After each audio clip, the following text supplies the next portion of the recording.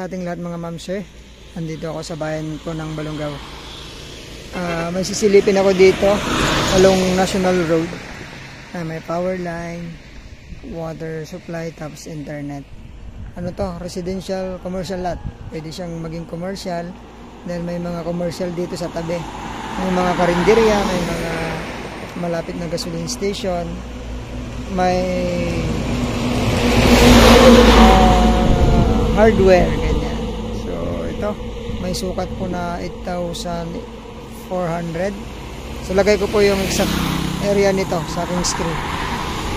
Ayan, ito po yung papuntang bayan ng Balongaw. Mga ano lang, mga wala pang 10 minutes nandito ka na. Malapit lang po yung bayan po ng Balongaw. Saka ito yung papuntang Isabela. Papuntang Isabela to.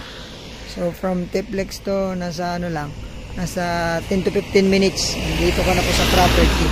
From Manila po ay mga 2 hours and 15 minutes dito ka na po.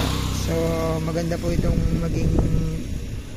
maging commercial lot. May 21 frontage to. So maraming dumadaan dito. Mga bus, jeep.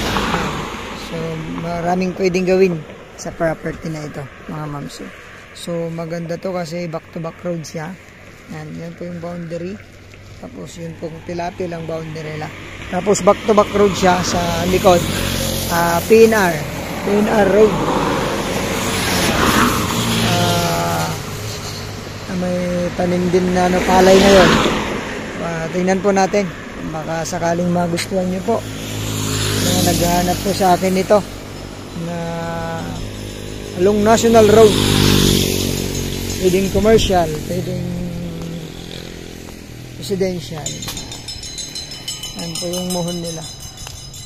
Yung umpisa niyang mohon. Tapos pag ganun na hanggang doon may kalsada po doon. Yan po yung property. May tanim po na palay ngayon. Nakarin po natin yung kanyang frontage. Kapapasukat po ito mga ma'am sir. Pinakita sa atin nung seller yung lot plan. Andito yung kanyang muhon. Hindi na po na siya nakasama dahil may meeting sila.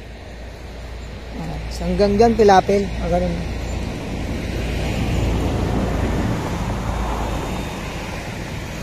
Ay, pwede din mag-residential dun sa likod. Marami na rin pong nakabili dyan. Ayan. So, ganda pong gawing ano to.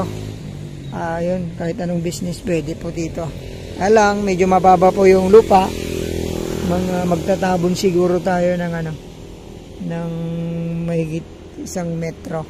Pero yung iba yung nakabili doon, ano na lang, open sa likod, poste sa baba. Parang open sa baba, tinaasan na lang niya. Tinagyan niya yung poste. So yun, pwede din natin gawin yun pagka ano. Pero pag may pera tayong pangtabon, pwede din tabunan dito sa harap, pang business, tapos sa likod bahay na natin.